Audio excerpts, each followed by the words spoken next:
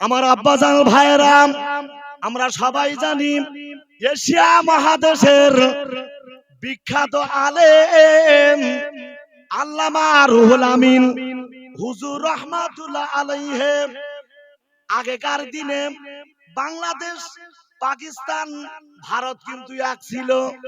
আমার বন্ধুগণ মনে রাখুন, তৎকালীন সমাজে আপনার এই যেমন খোঁজাডাঙ্গা বর্ডার আপনার ক্রস করে 5 ফুটের ভিসা লাগিয়ে যেমন যেতে হয়, আগেকার দিনে এটা কোনো আপনার সমস্যা ছিল না।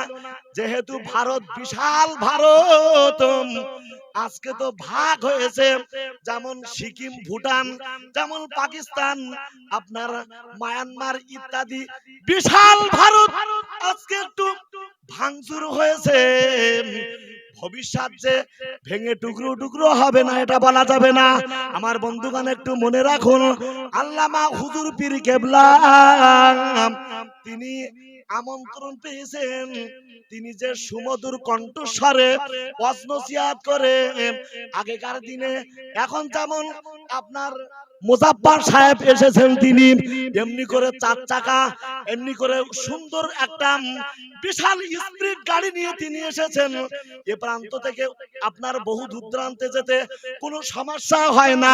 কিন্তু দাদা হুজুর এবং বসিরহাট হুজুরের জামানায় তখন এ প্রান্ত থেকে ও প্রান্ত যেতে গেলে অত্যন্ত সমস্যা হতো, যেহেতু তখন যানবাহনের বেশিরভাগ মাধ্যম ছিল পালকি। দাদা হুজুরের পালকিটা এখনো ফুরফুরা জমিনে টিনের চালের ভিতরে এখনো সংরক্ষণ করা আছে। দাদা হুজুর, বসিরহাট হুজুর, এনারা আপনার মাঝে মাঝে পালকি যোগে, মাঝে মাঝে আপনার গরুর গাড়িতে চেপে চেপে গোটা বাংলা আসাম এমনি ঘুরে ঘুরে সমাজের যে সমস্ত কুসংস্কার সেরেকি আপনার বেদাতি গুলোকে আপনার নস্যাৎ করে দিয়ে একটা গোলাপ ফুলের বাগান বানিয়েছে। যদি বর্তমান এই গোলাপ ফুলের বাগানে যদি কোনো ভতম পেঁচা যদি নষ্ট করে ফেলে ভাই, তার উপরে আমাদের অবশ্যই রাগ হওয়া চাই। আমার বন্ধু মনে রাখুন, বসিরহাট আল্লামা হুজুরের মেহনত কত বড় ছিল, দাদা হুজুরের কত মেহনত ছিল। হাজার হাজার মসজিদ তারা জীবন জিন্দেগিতে বানিয়ে গেছেন, গায়ের রক্ত পানি করে তারা ঈমান ইসলামের প্রচার প্রসার চালিয়েছেন। চালাইনি? আজকে আমরা অনেক সময় একটা দুটো মাদ্রাসা তৈরি করি, এত ভাইরাল হওয়ার চেষ্টা করি, তার কোনো ঠিক ঠিকানা নেই। কিন্তু তারা হাজার হাজার, এত যানবাহনের মাধ্যম ভালো ছিল না, তথাপিও আপনার কোথাও কোথাও হাঁটা পথ, নৌকা পথ, এই সুন্দরবন এলাকায় দাদা হুজুর এবং বসিরহাট হুজুরের নাম করলে, এই কিছুদিন আগে আমি ঢোলখালিতে আমি জলসায় গিয়েছিলাম, তো ওখানে ফুরফুরা হুজুরদের খুব একটা প্রভাব আছে। তো ভাই আমি ওনাদের জিজ্ঞাসা করলাম, তা আমি বলছি এখানে দাদা হুজুর, বসিরহাট হুজুর ওনারা এসেছে? বলছি ভাই আমাদের বড় সৌভাগ্য, আমাদের এই সমস্ত এলাকায় হুজুররা জলসা করে গিয়েছেন। একবার জোরে বলুন সুবহানাল্লাহ। আমার বন্ধু মনে রাখো, আমি যে কথা আপনাদের খেদমতে বলতে চাচ্ছি, বাংলাদেশের বর্তমান বাংলাদেশের নোয়াখালী জেলার একটা থানাটা হচ্ছে থানার নাম হচ্ছে আপনার জায়গাটির নাম হচ্ছে, গ্রামের নাম হচ্ছে দৌলতপুর। থানার নামটা আমার ঠিক স্মরণে আসছে না। নোয়াখালী জেলার দৌলতপুর গ্রামে ও রামগঞ্জ থানার অধীন এই গ্রামটির নাম হচ্ছে দৌলতপুর। আমার বন্ধু ওখানেই একটা বিশাল ইসলামিক মাদ্রাসা প্রতিষ্ঠিত আছে। বর্তমান আমাদের বসিরহাটের কালাম সাহেব ওখানেও মাদ্রাসায় আপনার সভা করেছে। আমার বন্ধু মনে রাখুন, ওই জলসাতে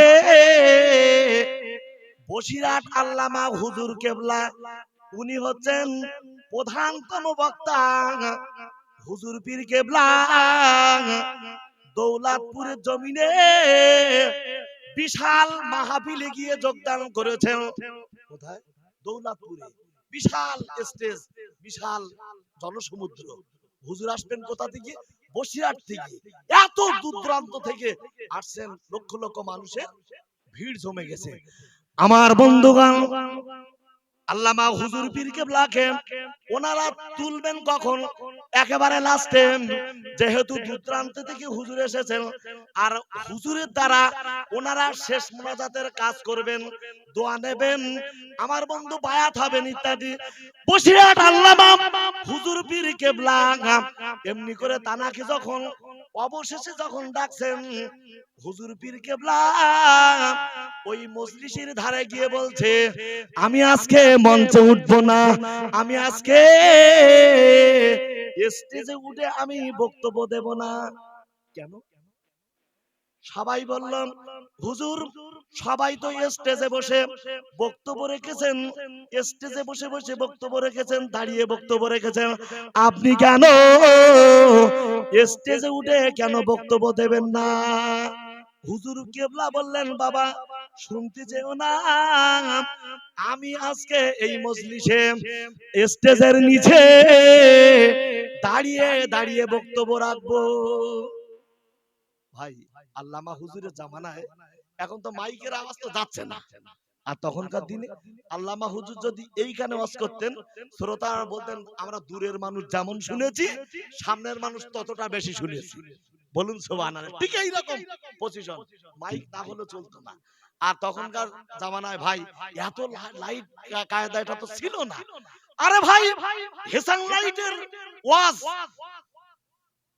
যেমন ভাবে হয়েছে, অনেক মানুষ পরিবর্তন ছিল, তারা মানে হয়তো আলেম হতে পারেন, মুর্শি মৌলবী, তারা আজকের টাইটেল পাস আলেমকে হার মেনে দেবে, তাদের আমল আখলাক চরিত্র। আর আজকে ঘরে ঘরে আলেম তৈরি হয়েছে, কিন্তু ভাই আমল নেই। শুধু শোনার নাম ইসলাম না, শুধু জানার নাম ইসলাম না, জানা এবং মানার নামই হচ্ছে ইসলাম। বলুন সুবহানাল্লাহ।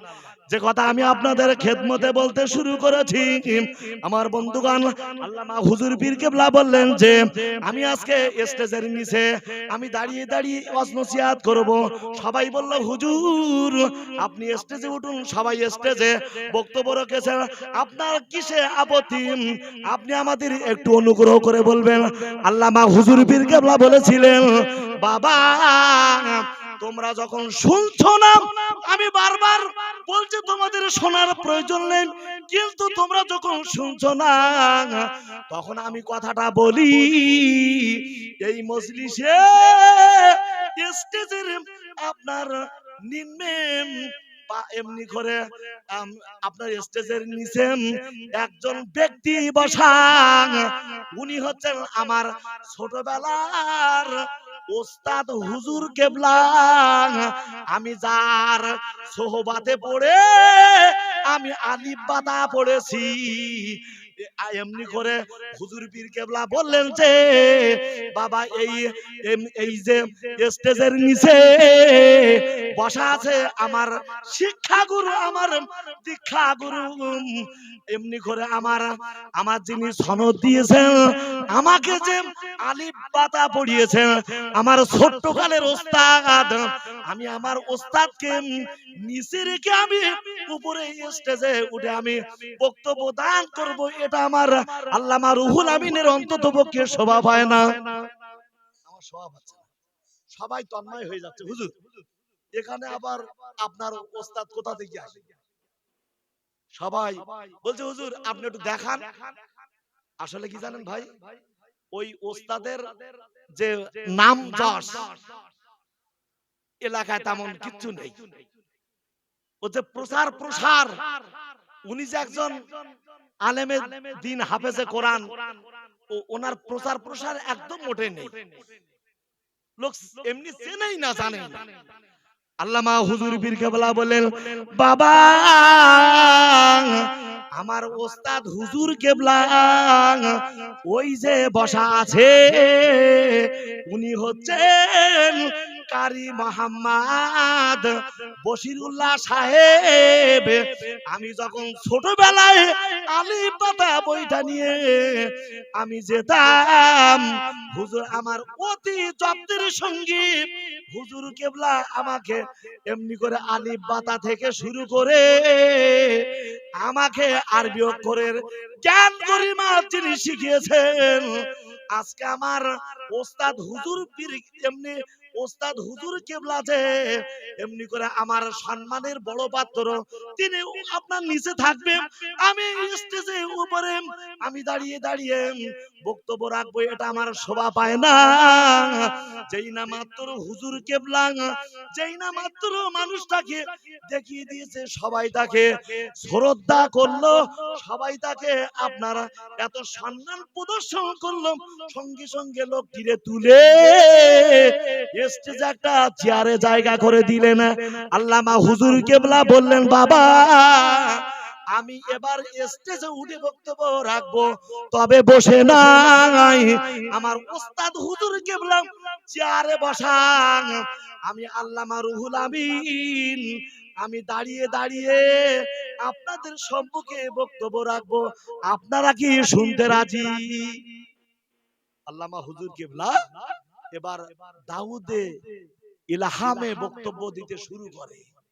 ও ভাই, অনেক অমুসলিম তারা কোরআন হাদিসের বয়ান শুনে হুজুরের কাছ থেকে ইমানের কালেমা পড়ে মুসলমান হলেন।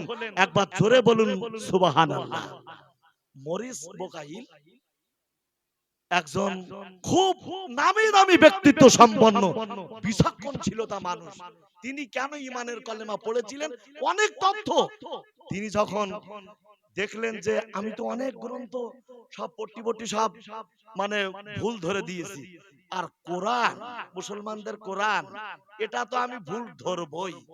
আমার বন্ধু উনি বারে বারে আল্লাহর কোরআন রিসার্চ করে, আল্লাহর কোরআন রিসার্চ করে গবেষণা করে উনি শেষ পর্যন্ত ভুল ধরা তো দূরের কথা, উনি বলেছেন আজকে আমি হাজার হাজার মানুষের সম্মুখে আমি ইমানের কলেমা পড়ে মুসলমান হয়ে গেলাম।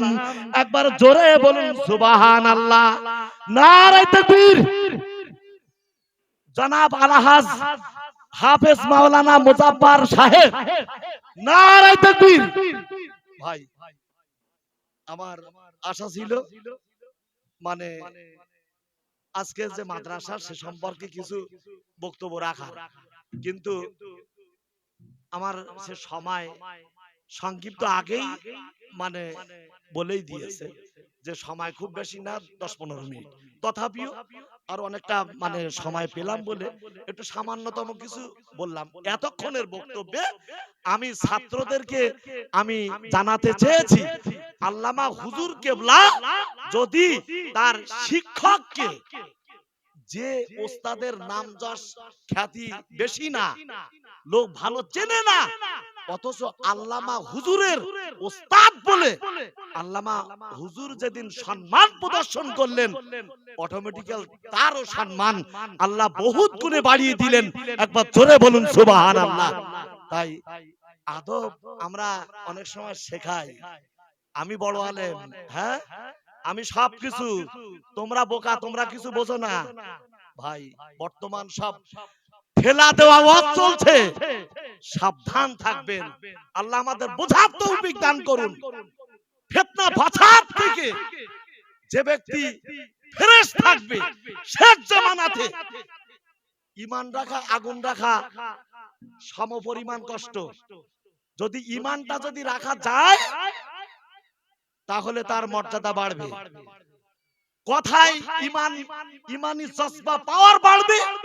আবার এই কথায় ঈমান যাবে, সকালে ঈমানদার তা রাতের বেলায় বেঈমান, রাতের বেলায় ঈমানদার তো সকালে বেঈমান। শিরকমূলক কথা বলা যাবে না, বেদাতিমূলক কথা বলা যাবে না, আলেমদের নামে কুৎসা গাওয়া যাবে না। আমি নিজে কতটা অপরাধী আমাকে বুঝুন, আমাকে জানুন, তুমি কেমন মানুষ তুমি নিজে নিজে শুদ্ধ হও। সাধারণ মানুষের সম্মুখে যেটা বলা অত্যন্ত অন্যায় সেটা বলো না, ফিতনা আরো বাড়বে। আলেমদের ভিতরে যদি অনেক দ্বন্দ্ব হয় সেগুলো অত্যন্ত আদবের সঙ্গে মিটিয়ে নেওয়া কর্তব্য। আল্লাহ আমাদের ফিতনা থেকে হেফাজত রাখুন। সকলে বলি আল্লাহুম্মা আমিন। আমালাইনা ইল্লাল বালাগ। আমার সংক্ষিপ্ত বক্তব্য এখানে আমি ইতি করছি। আপনারা আমার জন্য দোয়া করবেন, আমি আপনাদের জন্য দোয়া করব। সময় সুযোগ হলে আবার দেখা যাবে। মহব্বতে দরুদ আল্লাহুম্মা সাল্লি আলা